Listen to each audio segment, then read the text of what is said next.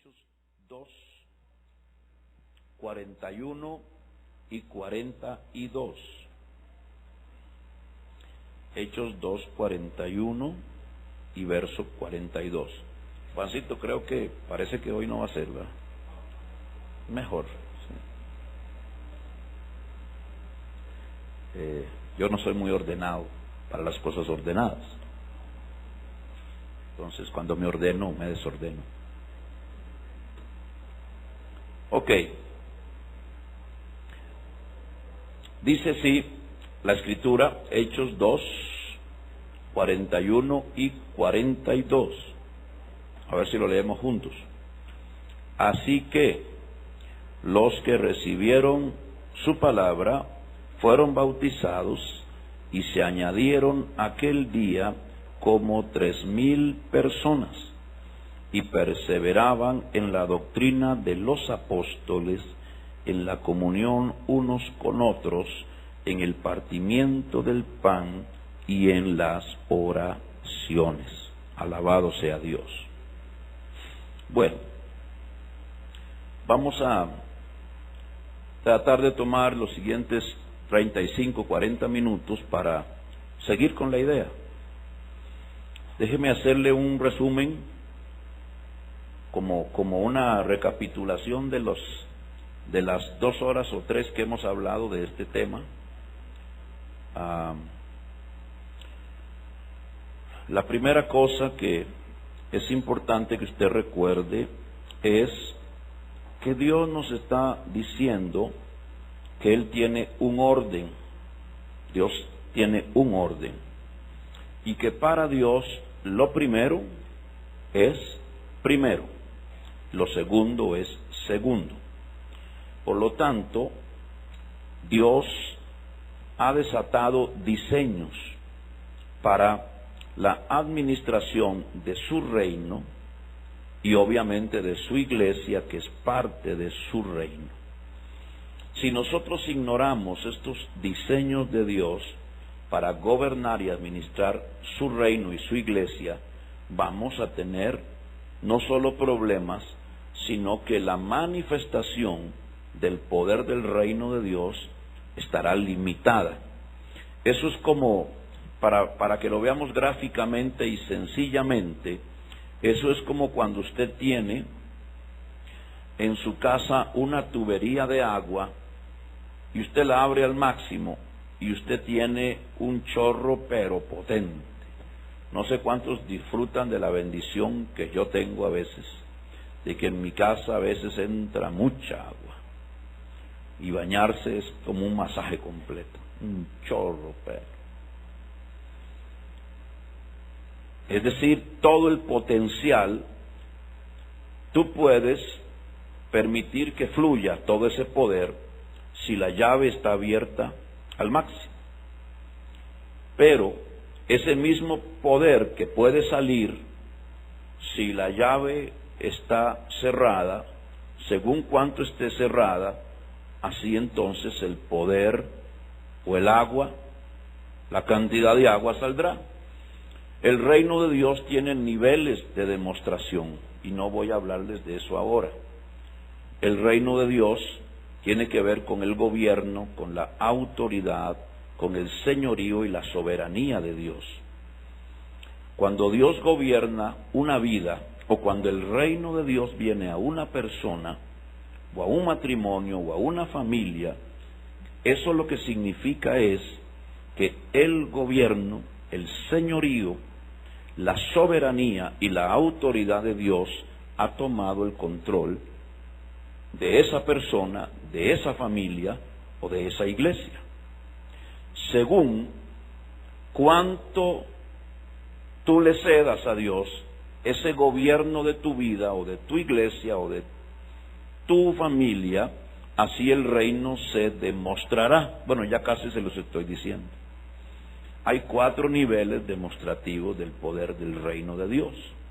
El primero es el reino manifestado y visto a través del ministerio de Juan el Bautista. Juan habló del reino, presentó al reino, presentó el rey, llevó la gente a las aguas, al arrepentimiento, pero él demostró el reino solamente desde esa perspectiva. La revelación que trajo y el ministerio que trajo solo permitió que el reino se manifestara, provocando arrepentimiento en la gente. Entonces, en uno de los libros que a usted le va a tocar estudiar, que ya la próxima semana le empezaremos a entregar, y las hojas que no se las pude preparar hoy por tanto trabajo, le vamos a hablar a usted de que el reino tiene niveles de demostración. Y el primero es el reino demostrado desde la perspectiva del ministerio de Juan el Bautista. Cuando tú ves a Juan, tú ves que el reino se demostró, tocó a la gente, la autoridad estuvo allí, pero estuvo restringido, solo produjo arrepentimiento. El segundo nivel demostrativo está señalado a través del ministerio de Jesús en su primera venida. Jesús dijo, Juan dijo, el reino viene, Jesús dijo, el reino está aquí. Entonces Jesús dijo, si yo por el dedo de Dios echo fuera los demonios, eso significa que el reino está aquí y ahora. Entonces el nivel del reino que Jesús manifestó o evidenció fue superior al de Juan. Hubo un poder para echar fuera demonios, para sanar enfermos, para libertar cautivos, pero Jesús tenía una limitación, que al estar en un cuerpo físico y al no haber sido derrotado el diablo y al no haber sido derrotado los principados y las potestades, el nivel demostrativo del reino de Dios de Jesús fue de tú a tú, no a nivel territorial, hasta que, según dice el libro de Colosenses, él en la cruz exhibió públicamente a todo principado y toda potestad, derrotándolos. Cuando él muere y resucita y se levanta, entonces él dice, hasta ahí dice, toda potestad me es dada en el cielo y en la tierra. Solo que ahora Jesús ha resucitado, pero ya no está físicamente con nosotros. Por lo tanto, toda su victoria en la cruz es para llevar a su pueblo a un tercer nivel demostrativo del reino, que ya no solamente nos va a llevar a demostrar el poder de Dios con los enfermos, con los cautivos, con los endemoniados, sino que ahora nos va a llevar a un nivel demostrativo del reino territorialmente. Vamos a poder someter espíritus. Por eso ese tercer nivel es lo que llamamos el nivel demostrativo del reino, según el poder de su resurrección. O sea, si no hubiera habido resurrección, este nivel no viene. Porque el tercer nivel de autoridad para someter principados y potestades y tronos y dominios solo vino porque Jesús físicamente vino a este mundo, tomó nuestro lugar, derrotó a Satanás, le arrebató las llaves y nos dio autoridad.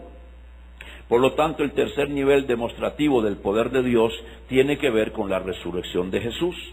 Pero esta resurrección de Jesús y la comprensión de la misma tiene que ver con entender que Jesús murió y resucitó, pero desató 5 ministerios.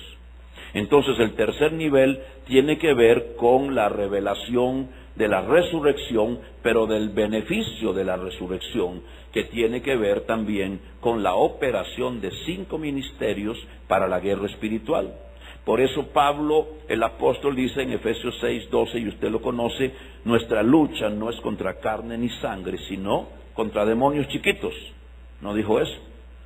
Él lo añade al final, pero él dice contra principados, contra potestades, contra gobernadores de las tinieblas. Está hablando de un nivel de combate más elevado, al cual el mismo Jesús no entró por causa de que tenía que arrebatar el poder a Satanás. El tercer nivel está ligado a la resurrección de Jesús, pero al poder desatado en la resurrección para establecer oficios y ministerios que tengan la autoridad sobre los poderes demoníacos dominantes de esos territorios.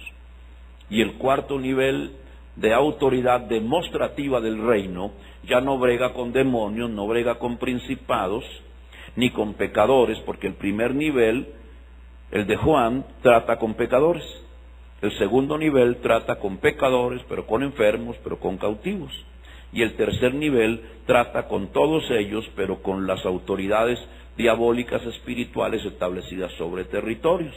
El enfoque en el primer nivel es el hombre, en el segundo nivel es el hombre y los demonios, en el tercer nivel son los principados y las potestades, pero en el cuarto nivel ya no es ninguno de ellos, sino el enfoque es Dios mismo. Entonces el cuarto nivel de demostración del reino es lo que nosotros llamamos la restauración del tabernáculo de David. Es la adoración continua cuyo enfoque nos lleva a tocar el corazón de Dios para que los cielos vengan a la tierra. Ahora no tengo el tiempo para explicártelo y posiblemente habrá una clase en el futuro. Pero es muy importante que nosotros sepamos que hay niveles de demostración del reino. Si tú solo crees que Jesús salva, te puedes convertir en un extraordinario predicador de estadios para predicar Jesús salva y se te va a llenar la gente y vas a traer convertidos. Pero vas a rehuir el orar por los enfermos y por los cautivos. Y ese es el nivel de demostrativo del reino en tu vida. Pero si tú crees que puede haber algo más que Dios pueda hacer, entonces posiblemente orarás por los pecadores, pero orarás por los enfermos, pero echarás fuera demonios. Entonces tu ministerio ya va en la esfera de milagros, sanidades. Y si crees que hasta ahí llega todo, pues hasta ahí llega todo, pero Dios todavía tiene un nivel más alto, que es el de la guerra espiritual, es el de los ministerios, las unciones. Y si tú aceptas eso, entonces te envolverás en un ministerio de guerra, de unción, de batalla espiritual, etcétera. Pero si crees que todo llega hasta ahí, perderás lo más alto, que es cuando Dios usa los ministerios y lo profético y lo apostólico para decirte cuál es el verdadero propósito de existir de la iglesia, y es precisamente adorar. Entonces, esta es la esfera o el nivel del tabernáculo de David. Entonces, así, igualmente, esto es como una llave. Si tú la activas solo en un nivel, te sale habilidad para llamar al pecador y al arrepentimiento. Si la subes, la abres un poco más, milagros, sanidades. La abres un poco más, liberación de territorios, guerra espiritual contra los poderes satánicos, ministerios, unciones. Pero si la abres toda, es adoración, y entonces tienes todos los beneficios de la presencia de Dios, además de los ministerios. Bueno, algo así es en realidad cuando estamos hablando del río de Dios. Nosotros tenemos un río que es eterno, según vimos en la primera clase de la semana pasada, Apocalipsis 22, donde dice que desde el trono fluye un río. Y establecimos dos verdades el miércoles. El río fluye desde el trono, por lo tanto es eterno, porque el trono es eterno y el río fluye desde ahí. Pero además dijimos, ¿a través de quién fluye el río? El río fluye del Cordero, es decir, no de un hombre, no de una organización. El río de Dios está canalizado a través del Cordero. Y el Cordero, visto en la práctica ya, en el caminar de la vida, el Cordero cuando viene a la tierra es el Verbo de Dios que se hace carne, que está entre nosotros, y vemos ese río operando a través de él. ¿Cómo lo vemos operando? Lo vemos operando a él como el apóstol del Padre, según dijimos la semana pasada, que es el ungido, y a través de él fluye un gran río que se divide en 4 ríos menores. Vimos el ejemplo del huerto del Edén, que se colocó como un prototipo del reino, un tipo de la iglesia, y en medio del huerto un gran río, que luego se dividía en 4 ríos menores. Y esto habla de un río que viene del trono apostólico y que va a desatar 4 tipos de ministerios, con el principal un quinto. Vimos Hechos 13, cómo en Antioquía se reunieron profetas y maestros que representaban a los 4 ministerios, pero que luego desde ahí el Señor saca algunos para engrosar otra vez el río apostólico principal, y esto va fluyendo, un gran río que desata 4 que se juntan para sacar los unos y crece el río, y otra vez los 4 y otra vez los unos y otra vez los 4, para que la iglesia mantenga un fluir apostólico. Entonces dijimos, ¿cuál es la tarea de un apóstol en la iglesia? No solo plantar iglesia, no solo desatar hijos al ministerio, sino permitir ser como esa tubería para que fluya el agua del río y se pueda dividir en todas las direcciones posibles.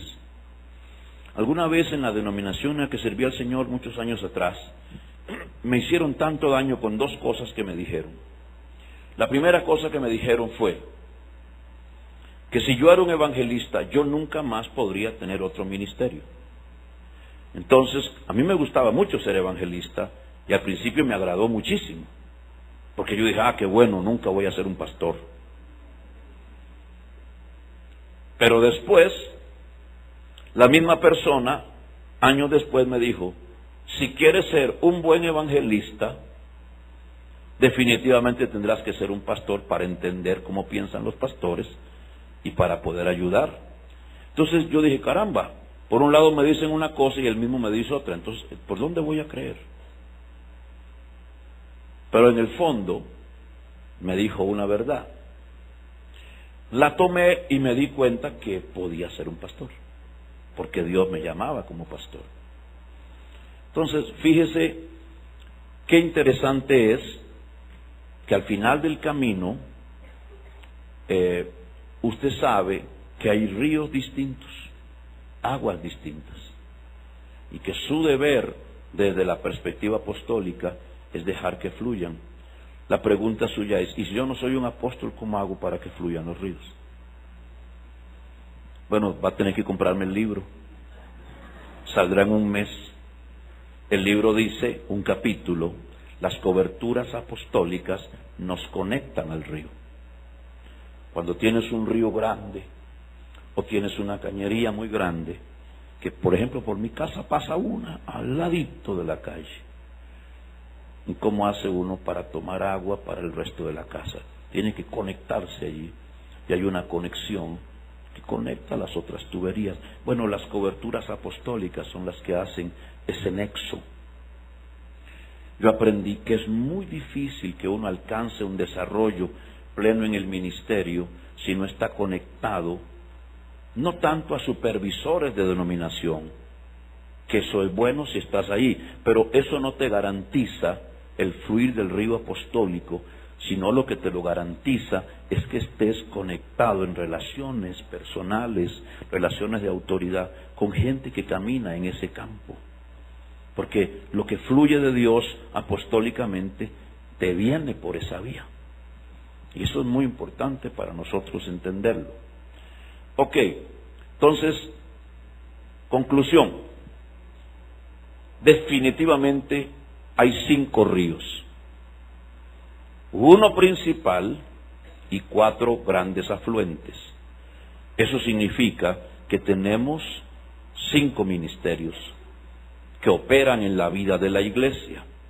El río principal se nutre primeramente de Jesucristo, luego los 12 apóstoles, porque todavía es Jesús llamando apóstoles. Después surgen los otros ministerios, que se divide el río en 4, pero más adelante nos damos cuenta que esos ministerios, cuando maduran, el Señor los escoge y los constituye apóstoles para volver a engrosar el río. Entonces, aplicando a lo que estoy tratando de hablar sobre células, sobre visión celular, déjeme decirle 3 o 4 cosas sobre nosotros, o qué es lo que estamos intentando hacer ahora. Aunque la palabra intentar no me gusta mucho, porque pareciera que uno lo va a hacer o no lo va a hacer. En realidad, tenemos la convicción de que estamos caminando ahora en la vía que queríamos caminar. Esto le va a ayudar a usted un poco. Número 1, hablé con uno de los pastores de iglesias celulares quizás más importante en el país, de los que han trabajado el modelo colombiano más años, y él dijo, cometí varios errores. Número 1, no creí que era necesario hacer células para matrimonios. Por lo tanto, trabajamos meses y meses sin darnos cuenta que estábamos dividiendo a las esposas y a los esposos, y al final el problema fue divorcios, separaciones o colapsos familiares. La segunda cosa que me di cuenta es que después de algunos años, por más que insistí de todas las formas, hay hermanos que no tienen un llamado para ser líderes de célula. Y todo lo que yo ofrecía y presionaba era para que fueran líderes de célula. Por lo tanto, los exploté y al darse cuenta ellos que no iban a funcionar ahí, se me fueron. Pudiendo haberlos aprovechado en la célula porque eran buenos para evangelizar, para atraer a otros, para ayudar, los perdí. La tercera cosa es que me metí tanto en la cabeza las células que no me di cuenta que había gente en mi congregación que eran empresarios, que eran estudiantes y que no tenían realmente el tiempo, aunque querían, para ir semana a semana a una célula. Los golpeé tanto que se me fueron y eso repercutió en mis finanzas y prácticamente entré en quiebra porque ellos eran los que me daban las finanzas. La otra cosa que me di cuenta es que no tenía nada para que la gente mía aprendiera en el ministerio. Solo tenía escuela para líderes de discipulado. Y empecé a descubrir que había mucha gente con dones y habilidades proféticas y no tenían nada para dónde prepararlos. No había posibilidad. Entonces, hubo varias cosas como estas, por las cuales toda esta gran visión cambió. Y entonces me dijo, para nosotros era un lema y casi una orden: todo cristiano, un líder de célula. Aquí lo repetimos también. Por lo tanto, eso dejó de ser una verdad. Y lo cambiamos a todo cristiano, un discípulo. Es distinto. Porque en realidad, todo cristiano debería llegar a ser un discípulo. Algunos decidirán ser líderes de discipulado y otros estarán apoyando a sus líderes por mucho tiempo. La otra cosa es que los presioné tanto, dijo, para multiplicarse, que la presión hizo que mucha gente no aguantara y se fuera, porque pusimos metas de ser tantos tal fecha y tantos tal otra, que al final los explotamos y perdí, y hoy puedo decir que en lugar de crecer, estoy perdiendo gente. Y la otra cosa que me dijo fue, déjeme ver,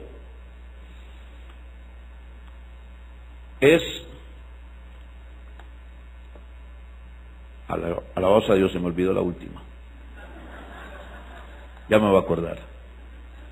Líderes de célula, discípulos, que entonces cambió las metas y dejó de hacer metas tan inalcanzables para hacer metas más realistas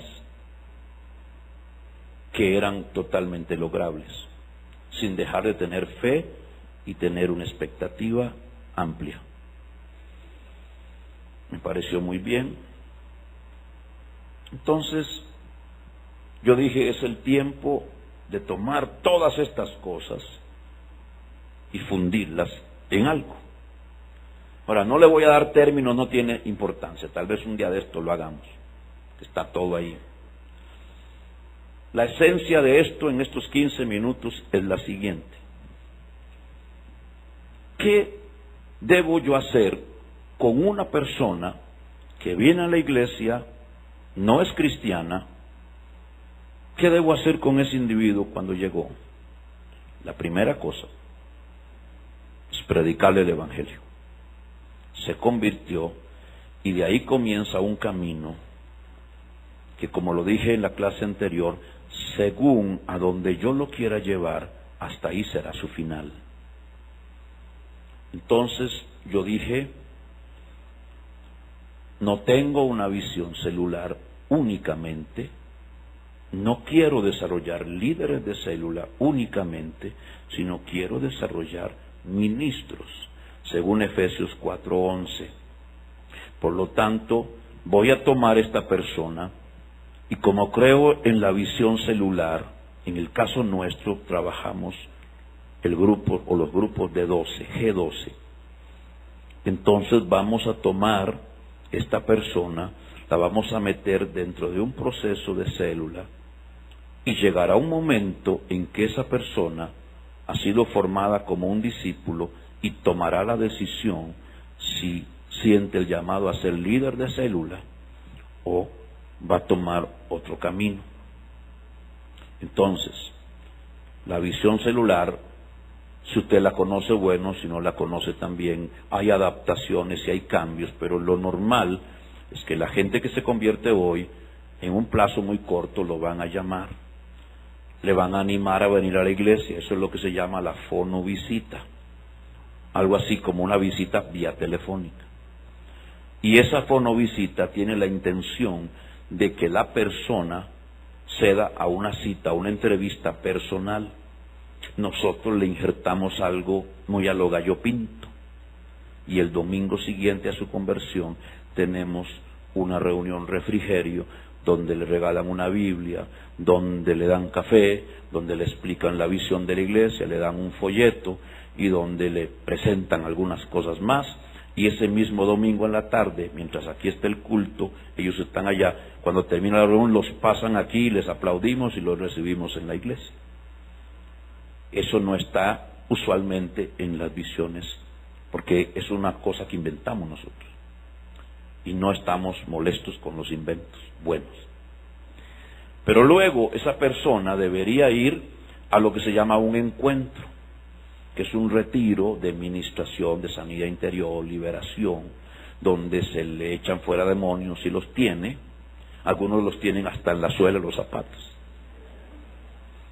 Se le ministra heridas del alma, que raíces de resentimiento, que amargura.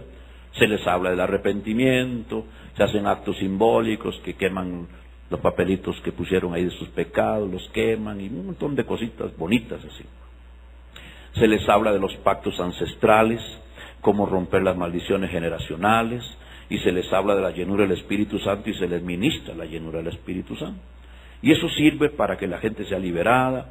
Después se supone que van a venir aquí el domingo a la mañana, y bombos y platillos y cosas, y los reciben, y las familias vienen y se abrazan y se convierten en los pecadores de la familia que vinieron a recibirlos. Bueno, todo eso es un encuentro, como un retiro espiritual. Entonces lo que sigue es lo que se llama el posencuentro, que es una serie de enseñanzas de cómo defenderse, ¿verdad? Ya la parte buena, cómo darle los primeros auxilios para que se defienda ante el enemigo, una serie de charlas. Después el hermanito más adelante va a lo que llama un reencuentro, para volverle a echar fuera otros demonios que no les pudimos sacar antes, de otro estilo y otra liberación y otra sanidad y otros temas sobre autoridad, sobre obediencia, rebeldía. O sea, es un proceso. Pero en medio de todo eso, él debería haberse metido ya a una célula, un grupo de crecimiento. Aquí le llamamos grupos crecer, que significa crecimiento, consolidación, evangelismo y discipulado.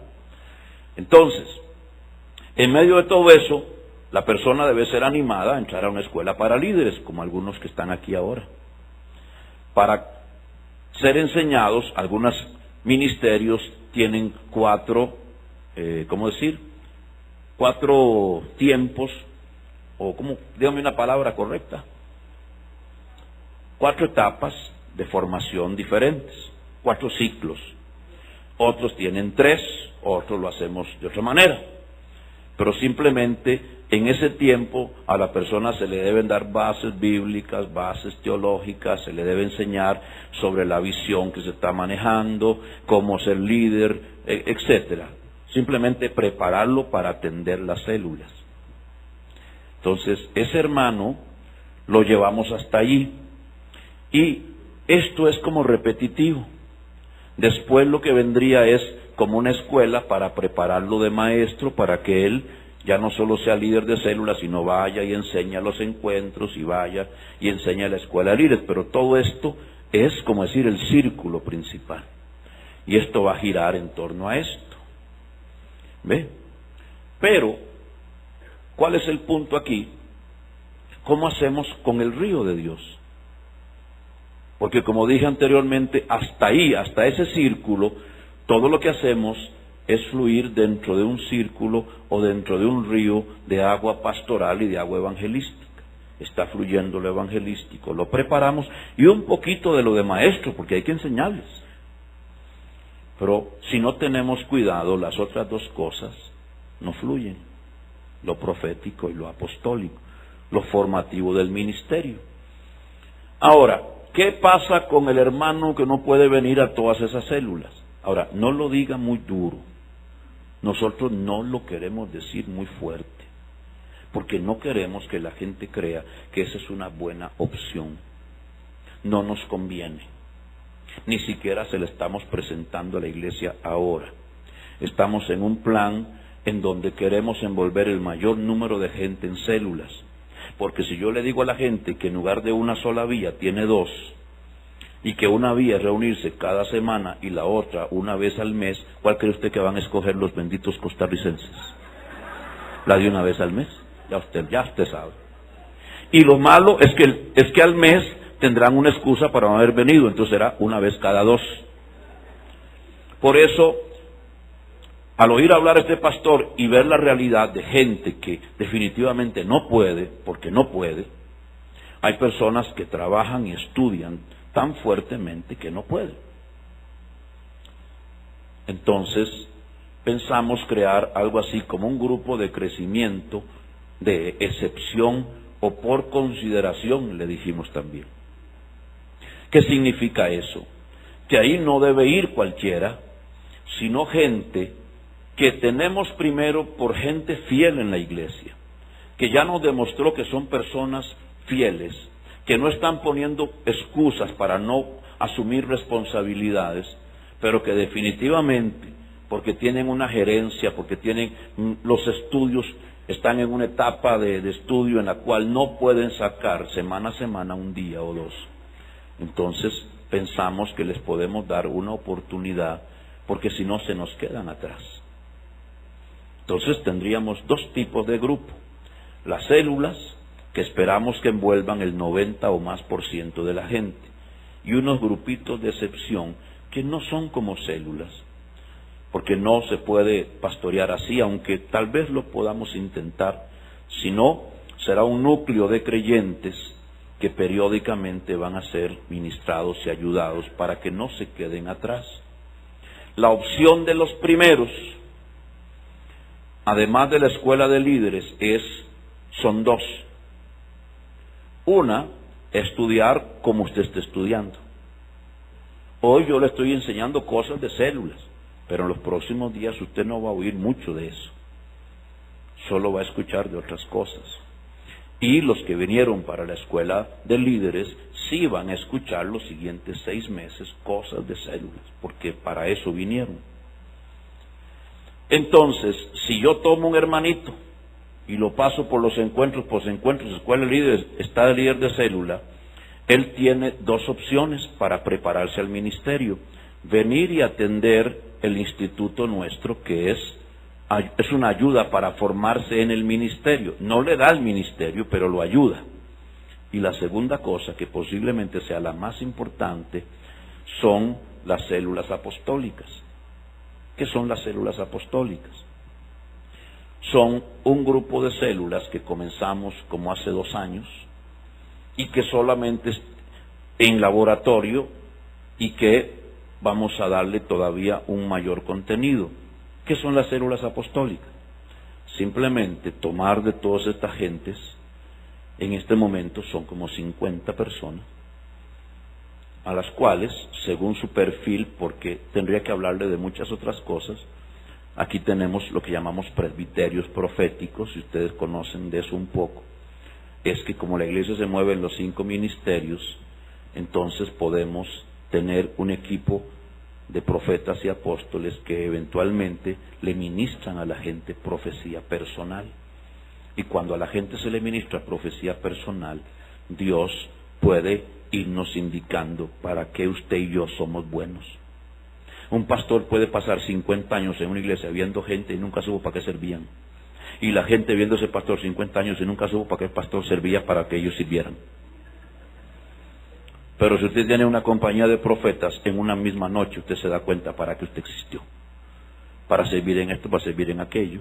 Entonces, a través de ese discernimiento profético, de presbiterios proféticos, entonces usted tiene un grupo de líderes fieles, que usted como apóstol, en el caso mío, al establecer una célula para formar apóstoles, una célula para gente con llamado profético, otra gente con llamado pastoral, otra gente con llamado evangelístico, usted forma células especializadas. Se supone que es gente que viene de lo otro o está cumpliendo lo básico en lo otro, y que usted le va a dar un nivel de formación ministerial en la palabra, pero a la vez un nivel de formación en el tú a tú. Este domingo creo que tenemos un almuerzo. No, el otro. Algunos no los han llamado todavía, hay que llamarlos. Son como 50. Pero no nos reunimos los 50 a la vez, sino para hablar con ellos. No es tan fácil porque uno viaja mucho y se interrumpen muchas cosas, pero hemos venido lográndolo. No ha sido fácil por eso, pero es totalmente viable. Algunas de esas células ya se multiplicaron y uno de los evangelistas ya tiene su célula de evangelistas, con la cual hacen el culto el domingo por la noche, que es evangelístico eminentemente. Aunque en todo se hace llamado, ese sigue las normas evangelísticas. El mensaje es para los pecadores, la gente trae. Entonces, en ese culto y todo lo evangelístico sirve para que siga fluyendo ese río. Como anoche o antenoche el culto era profético, los que estaban listos para ministrar a la gente eran los de la célula profética. No todos son profetas, pero tienen llamado. Entonces uno trata con ellos de enseñar esas cosas. Que no profetizar, que sí profetizar, ¿verdad? Que no casen gente, que no hagan noviazgos, que no le saquen plata a la gente, que todas esas cosas que hacen los proféticos. Entonces, ahí es donde desarrollamos a la gente que tiene un llamado.